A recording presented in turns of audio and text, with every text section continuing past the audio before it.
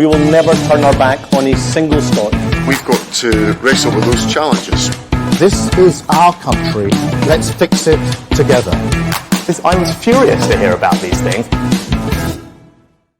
So, hello and welcome to the budget special of Planet Holyrood. I'm Paul Hutcheon, the political editor of the Daily Record, and I'm joined this week by two Planet Holyrood stalwarts. We've got Ben Borland, who's the editor of the Scottish Daily Express, and we've got Hannah Rodger, who's the chief reporter of the Sunday Mail. So, a lot of budgets tend to come and go. I don't think that Rachel Reeves' first budget can really be put into that category. It was, I think, by common consent, a transformative budget, one that involved £40 billion of tax rises, the biggest element of which was, I think, about 25 billion in national insurance contribution rises for employers. We also had capital gains rises, inheritance tax rises, new tax on private jets. It was a mammoth budget. Ben, I'm sure you would join me in welcoming the return of socialism. Well, that's certainly the case. It seems to be that Rachel Reeves and Keir Starmer kind of presented themselves as the heirs to Blair and Brown and sensible centre-left policies. And then all of a sudden they've got into power and we learn that they're actually just Jeremy Corbyn in disguise. Here we go. I was excited to see what you would say. Corbyn in disguise, my God. I don't think you can really say Corbyn in disguise. Well, I looked up in 2017 Corbyn's manifesto, which was welcomed by the socialist worker and lambasted by most of the press. I think the Daily Mail said he was going to drag Britain back to the 70s. But it's the Daily Mail. And you'd think it was quite a radical manifesto. That contained 48 billion pounds of tax rises. So Starmer and Reeves aren't that far away from what Corbyn was presenting in 2017. So I mean, it's a very, very radical agenda. And the thing, back then, a lot of that was going to be wealth taxes and income taxes. Because of this promise they've made during the election not to increase income tax, they've had to really hammer business. And I feel like they've backed themselves into a corner with this promise, which, you know, they've been left with no alternative but to go much harder than I think anyone was expecting on businesses. Yeah, I think that is definitely a concern. I think that the other issue is this national insurance, obviously to do with businesses, but the national insurance rise for employers. I think that even though, you know, technically speaking, they haven't risen taxes for employees and for working people, and if I hear that bloody phrase again, I will scream. But anyway, you know, I think people are starting to feel as if that was a bit sneaky, because really the fact that they're raising national insurance contributions for employers, Rachel Reeves even this morning had to accept that it will probably lead to lower wage rises for employees, which, you know, essentially is taking money away from working people. Absolutely. You know, so I would say that is a bit of a concern. But I think on, you know, other sort of areas, it has been a pretty kind of standard, what you would expect from Labour, you know, like private jet tax, private schools. You know, I don't think anyone's surprised. And obviously, you know, the sort of aim of all this is to improve public services, putting a massive injection of cash into the NHS, which, you know, I think most people would agree is needed. Transport and education and things like that. So, you know, I think people might be less sort of sceptical or cynical about it if they do start to see public services improve. I mean, I think that the scale of the tax rises were necessary because combination of COVID, Liz Truss, I don't think the economy was in a good shape, and so I think that they needed some sort of correction to that. You know, if we've got two issues, one, Ben, you mentioned national insurance, I think Hannah, you did as well. clearly, if businesses are being lumbered with this extra 25 billion tax rise, are they going to pass that on to customers? Will existing staff receive less of a pay boost than they were going to otherwise receive? Yeah. Will that... So I think I've never liked NI on employers as a tax because it's essentially a tax on hiring people, whereas I think they box themselves into a corner on corporation tax. I think it would have been better to hike corporation tax, which is on profits rather than on hiring people. Sort of personal bugbear was the fuel duty freeze. You know, this has been frozen for, I think, over a decade now. We're living in the middle of a climate crisis. I think that spending billions of pounds, you know, keeping petrol costs low. I mean, you could have got rid of the 2-child cap with that money. You know, that would have reduced child poverty, whereas we're actually subsidising people's petrol. So, but other than that, I think that it was a budget for grown-ups. You know, they didn't go for the sort of short-term populism that we've seen over the last decade or so. Tax rises aren't popular, so it's brave. I think the proof of the pudding, though, is it going to work? Because they've bet so much on growth and a growing economy. Is this actually going to deliver growth, or is it going to inhibit it? And I think that's what Keir Starmer and Rachel Reeves will ultimately be judged on. Yeah, I think...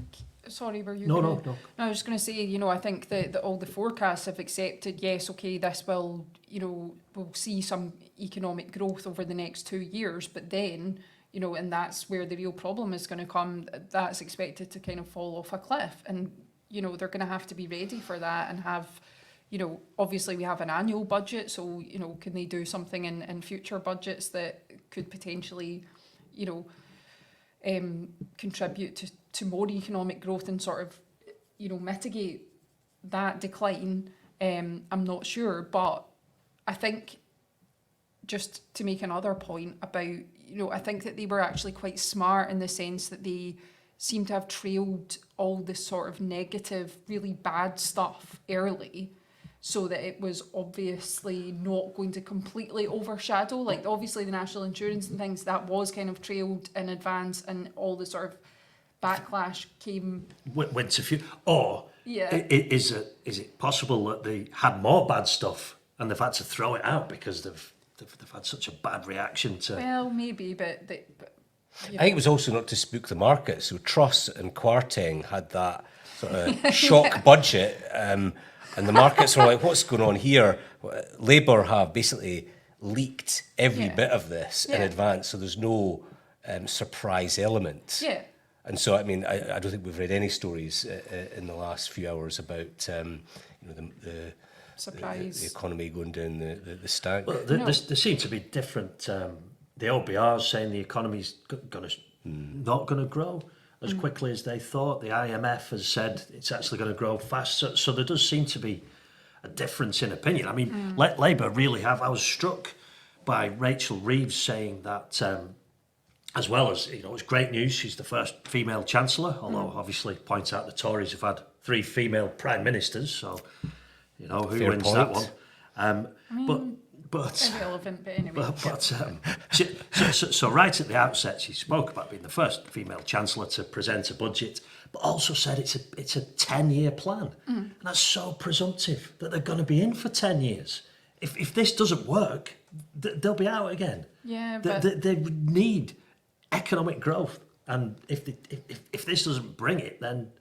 I know, but it's quite hard, you know, going from being out of power for such a long time, the complete mess that the Tories have made of the economy, never mind COVID, etc., you know, I think it would be quite unfair to say, right, you must fix everything in this budget and it has to be all fixed for 5 years. Like, it's quite common for a government to say, right, this is... a 10-year plan, true. But I just don't think, again, I know we've argued about this before, the Truss-Kwarteng fiscal event clearly failed. But other than that's that... an understatement. Failed. It was cataclysmic. Sunak and Hunt left the economy in good shape. You know, No, we were I mean, growing. they weren't as bad as Truss. Outperforming all the international forecasts. We're ahead of Germany. The economy was doing okay. Yeah, but we don't have Sunak and Hunt anymore. No, we don't. No. No, true, but Yeah, they managed to take the car out of the ditch, but it was the Tories who put it in the ditch in the first place. I just think the economy seemed to be on the right track, and this is a big change. This has changed. This isn't just tinkering. This is a budget that has changed Britain.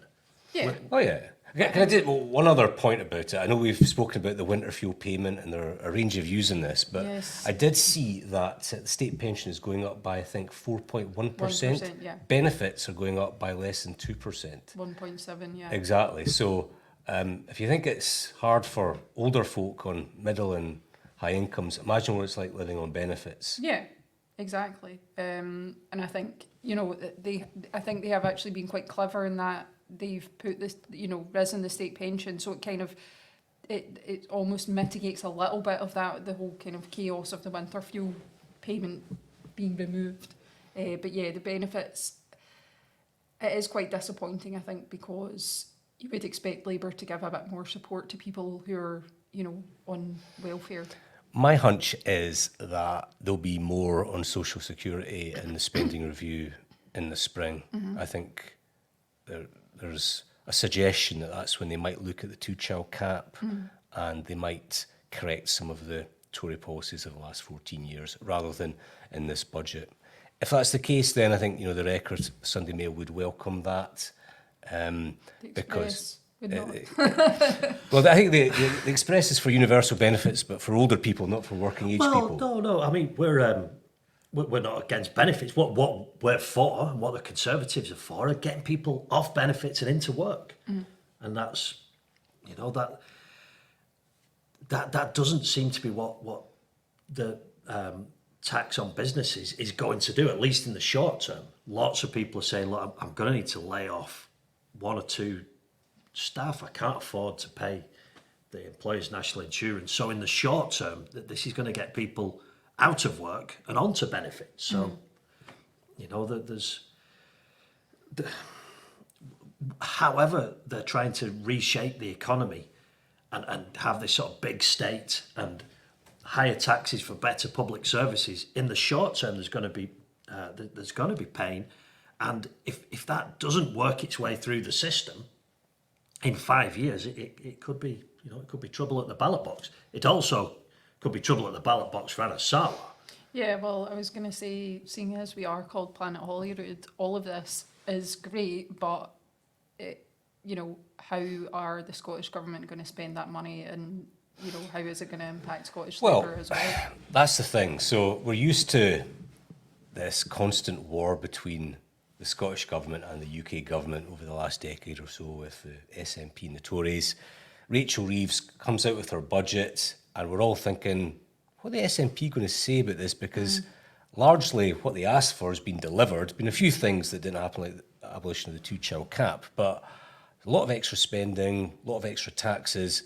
And then, of course, the Scottish Government released their press release saying that it was a step in the right direction. And I think to anyone who's covered Edinburgh, London over the last 14 years, that was a big, big departure. So the Scottish Government is about to get £3.4 billion of extra on top of the block grant. Practically a declaration of "I love you." Effusive doesn't even begin to cover it. A step in the right direction is. Yeah. I think John Swinney as well, he obviously, he comes from an economic background and he probably does recognise that it's, he would be doing it a disservice. Maybe he couldn't bring himself to criticise another economist. I think what's interesting about it is that clearly I think the SNP probably had their press release and videos done on Labour continues austerity. Yeah. I think they had to delete those press releases, delete those videos and scrabble about and redo them. Put together a new line. So the dynamic in Scottish politics has changed because I think we all expected the next election, 2026, to be about the SNP saying how Labour had betrayed, broken promises, continued austerity. But Red Tories nonsense. Yeah, it seems to be different now. I think it's maybe shifted to how the SNP actually spends the extra cash that they're going to get. Well, exactly, and that's always the question, because even if Rachel Reeves has said, right, we're going to invest 22 billion in the NHS in England. Scotland will get, 2 billion extra. They're Barnett consequentials. That does not mean that the Scottish government has to spend that on the NHS. No. Exactly. So, and we have seen this many, many times before, where money has been provided to the Scottish government on the back of UK government policies on, for example, cladding remediation or a whole range of things, but then it doesn't get spent on the equivalent in Scotland. So it will be really interesting to see how much of that block grant is going to be spent on the NHS. Where do you think it should be spent? Do you think what's the most pressing priority that in Scotland? Controversially, I don't think it's actually that much different to anywhere else in the UK. I think the NHS is in a mess. I think social care is a riot, and also the education system. And being a nasty car user, I would say the roads are a complete state. Basic things. NHS and local government, I think. Yeah.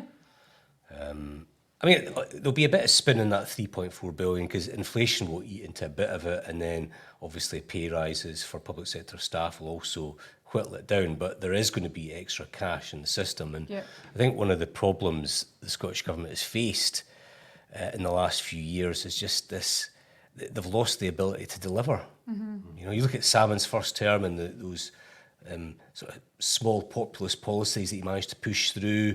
Nicola Sturgeon, early part of our tenure, we had the Scottish Child Payment and the childcare hours. That's broken down now. And I can't actually remember the last time they delivered a popular policy. They've got a reputation of being a government that's just it's not even, it's not even a popular, well, yes, it is about delivering popular policies or policies that are beneficial, but it's also, my real problem is seeing just incompetence when it comes to spending. I know we talk about it all the time, the ferries, but also the A9. I think there was,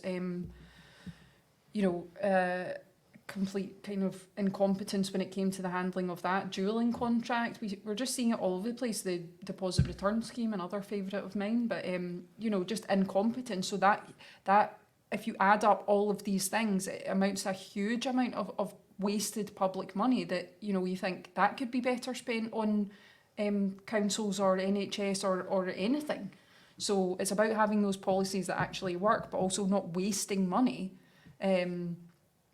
That could be better spent elsewhere. There is. I nearly put my hand up there. I know. Excuse me. It's okay, you can speak. There is one policy that was very popular that was scrapped, was the removal of off-peak fares, which, given the amount of money that's coming, and I think it was only 40 million a year, so you've got an extra surely they just go, right, let's take. You'd think so, but it's like they're in a situation where they introduce it, they scrap it, and then they reintroduce it. There's an element of just like chaos. Grip. Yeah, well, chaos. It just makes them look kind of, I know I keep saying incompetent, but it does. It makes them look as if they don't have a sort of plan.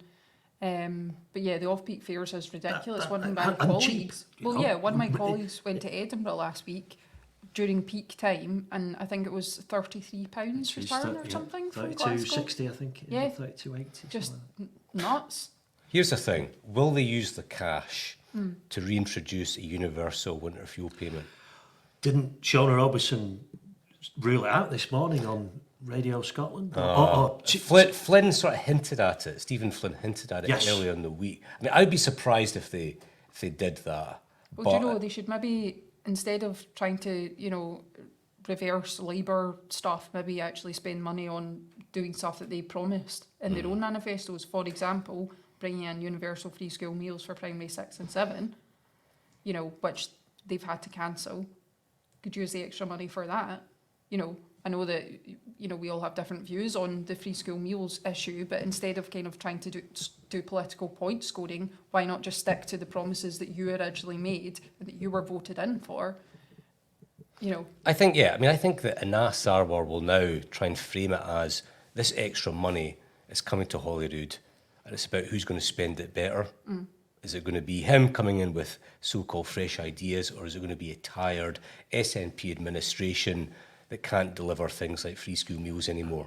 And I think the SNP will probably try and change the dial back to actually it's not that much money. We need more cash. That's exactly what Yeah. there will be all kinds of accounting ploys, and suddenly There always is. 3.4 billion becomes, oh, we're only getting 50 quid, and you know. Yeah, I mean, every Packet of budget, crisps and that's it it. is like every budget, the UK government say this is the biggest ever block grant settlement to the Scottish government.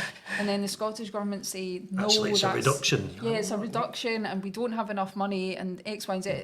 You know, it's quite frustrating and I would like people to maybe stop. It does always go up though, doesn't it, in cash terms? So, I mean, every year you would imagine it's going to be the biggest settlement in history. Yeah, I know, it's an obvious, like, yeah. Yeah, so it's it's an not in obvious real thing. terms. No, Biggest no. ever. I wonder what the biggest ever in real terms is. Anyway, Phone up some economist pals. yes, yep. Yeah, I mean, I can see the shape of the 2026 Holyrood election. You know, I mean, it's hard to work out who's going to win it. You know, if think Labour it's Labour clear. do badly in London in the next 18 months or so, we know the impact that's going to have on Scottish Labour Yep. and the lines that the SNP will use. But the part of me just thinks that the SNP are stuck in this groove of incompetence and just not being able to deliver policies anymore. And you know, even the opinion polls which show Scottish Labour down a little bit from July the 4th, they're still way up from 2021. And the SNP, I think, got like over 45% on first past the post in 2021. I think they're currently polling about 30%. That's a massive drop. Yeah. So I still think it's an Assar wars to lose. Yeah. The SNP are probably the underdogs. But then again, you know, they've got this massive budget at their disposal. If they're shrewd and smart about it, they're the ones who've got the power. Yeah, and as I already said, John Swinney is, you know, apparently very good with money. So Yeah, and like I say, if they can use this money to complete the manifesto and fulfil those promises, then and they need to, you know, they need to spend the money on things if they are wanting to use it as a sort of election boosting, you know, pot of money. They need to spend it on things that people can actually see a difference in front of them in the next 18 months, and not sort of long term. 2 more council tax freezes, that'll be it. Oh, please, Ben, no. Just as an aside, at FMQ's, Russell Finley, the new Scottish Tory leader, had the audacity to complain about the Labour budget, given that he backed Liz Truss. And I managed to You're dig out. obsessed with this. I managed You're to dig out his obsessed. tweet. His hashtag was Russ for Truss. I mean, I'm sorry, what a cheek. Well, I mean, I'm not defending the leader of the Scottish Tories, but, you know, I don't think he backed Liz Truss knowing that she would have a budget that would destroy the economy. I think she was pretty upfront about the sort of things she wanted to Yeah, do. but come on, nobody knew that she and Kwasi Kwarteng were going to cook up that absolute nonsense. Maybe not every exact policy, but by the time he had supported her, they were out the traps on tax cuts for the rich and all the things that basically sent the markets into a tailspin. Yeah, I just think when it's it comes easy. to the budget, I think a period of silence from the Scottish Tories would be welcome. You know, I think maybe a 10-year period of silence.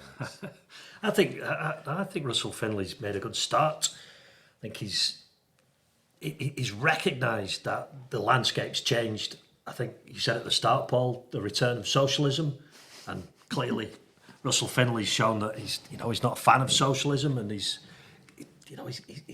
setting out the stall, and it's old school conservatism, perhaps. Problem is, like, two parties in the right now. You know, you've got the Scottish Tories and you've got Reform, and Reform are basically eating into the Scottish Tory vote without even trying. Yeah, I still think when it comes to Holyrood, your average sensible centre-right voter in Scotland knows where to vote. They're going to vote for the Tories in 2026. Yeah, maybe. Just one different thing before we wrap up. Obviously, there's an election in the US next week. Yeah, Trump. not heard that much about No, that. I haven't read about it much. Trump versus the Vice President, Kamala Harris. Who's your money on? Who do you think is going to win it? I cannot say Donald Trump, so I will say Kamala Harris. Trump, nailed on. I think Trump will win as well. A sort of 2016 type victory, comfortably in the Electoral College. The person I follow is Nate Silver on Twitter. His analysis seems to be pretty sound, and the polls just seem to be moving towards Trump. The garbage comment by Biden was the nail in the coffin, I think that was. Really? Yeah, I mean, just all the unfiltered comments that Donald Trump made before he was elected the first time, particularly about groping women, and he was still elected. A week before polling day, and he described Republican voters as garbage. That's slightly out of context, but anyway. I think the things that are working for Trump are inflation, and I think the border. I just think that's a big issue for a lot of voters, and he's successfully managed to kind of paint Harris as someone who is responsible for both. I think that's unfair, but I can just see enough voters believing that to get him over the line. It's another challenge for the UK government as well, if Trump wins. It's a big challenge. Yeah, indeed. Well, that's everything for this week. I hope you enjoyed the episode. No doubt we'll be talking about the budget again next week, so please join us again on Wednesday. We will never turn our back on a single Scot. We've got to wrestle with those challenges. This is our country. Let's fix it together. I was furious to hear about these things.